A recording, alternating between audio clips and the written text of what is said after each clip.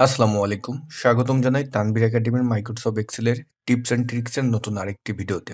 আজকের এই ভিডিওটিতে আমরা শিখব, আমরা যারা মাইক্রোসফট এক্সেলে সাম করি অর্থাৎ যোগ করি আমাদের যেই ডেটাগুলো থাকে সেখান থেকে। তো সেখানে অনেক সময় দেখা যায় যে এরর গুলো থাকে। সেই এরর গুলোর কারণে আপনি কিন্তু যোগফলটা সঠিকভাবে করতে পারেন না। উদাহরণস্বরূপ আমরা এখানে মার্চ, মান্থ, সেলস এর যেই ভ্যালু গুলো আছে এখান থেকে দেখতে পারতেছি আ এইখানটায় এরর আছে। বাকি সব জায়গায় কিন্তু ভ্যালুগুলো সঠিকভাবে আছে। এখন আমি এখানটায় যদি সাম করি দেখেন, এখানে গেলাম। আমরা যেভাবে নরমাল সাম করি, SUM সাম কল করলাম। তারপরে রেঞ্জটা সিলেক্ট করলাম। এখান থেকে শেষ পর্যন্ত ফুল রেঞ্জটা সিলেক্ট করে এন্টার দিলাম। দেখেন আমাদের এখানে কিন্তু নেম এরর চলে এসেছে। তো কেন এসেছে? কারণ এখানে একটা এরর আছে। এই রেঞ্জের ভিতরে একটা এরর আছে এজন্য। বাট এইখানটায় দেখেন একটা সাম করেছি। সেই সামটা কিন্তু সঠিকভাবে হয়েছে। এই এরর কিন্তু থাকার পরেও। তো এটা কিভাবে করলাম? আজকের ভিডিওটিতে আমরা সেটাই দেখব।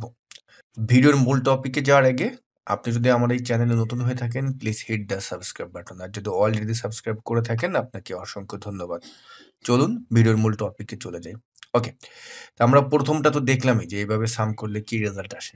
এখন এই সাম 2 তে এখানে যাই। এখানে যেভাবে সামটা করবেন। এই ক্ষেত্রে এরকম এরর যদি অনেকগুলোও থাকে, আর যেমন আমি এই এররটাকে যদি কপি করে আমি এখানে আরো অনেক জায়গায় দিয়ে দিলাম। অনেকগুলো ধরেন আমার এরর আছে এই মুহূর্তে। তো আমরা কিভাবে করব?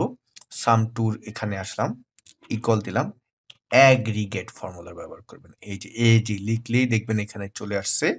আমরা এটাকে ডাবল ক্লিক করে নিয়ে আসলাম। এখন এটার সিনট্যাক্সটা কি বলছে সেটা একটু লক্ষ্য করবেন। Function number. মানে আপনি এখন কি করতে চাচ্ছেন? সাম করব আমরা। তো এখানে সাম কয় নম্বরে আছে? দেখেন ৯। তো আমরা এখানে এটাই ক্লিক করেও নিতে পারি অথবা টাইপ করেও ৯ নিতে পারি। আমি আমি ক্লিক করে নিলাম। তারপরে আমরা এখানে কমা দিলাম এবং অপশন। এখন আপনি কি অবস্থায় এখানে সামটা সঠিকভাবে হবে সেটা এখানে চাচ্ছে। তা আমরা চাচ্ছি যে কি? ইগনোর এরর ভ্যালুস এটা। এটা হলো ৬ নম্বর। ৬ লিখতেও পারেন আর এটা আমরা যদি এভাবে ক্লিক করে নিয়ে আসতে পারি। তারপরে কমা দিলাম। এখন অ্যারে। অ্যারেটা কি? অ্যারে হলো আমার যে রেঞ্জটা শুরু থেকে শেষ পর্যন্ত। তো আমি এখানে সিলেক্ট করে আমি নিচ পর্যন্ত রেঞ্জটা সিলেক্ট করে নিলাম। এখন যদি আমি এন্টার দিই দেখেন আমার সঠিকভাবে কিন্তু সামটা হয়ে গেল। তা দেখতে পেলেন কিভাবে আমরা এখানে এই ধরনের এরর থাকলে আমরা যোগফল বের করব।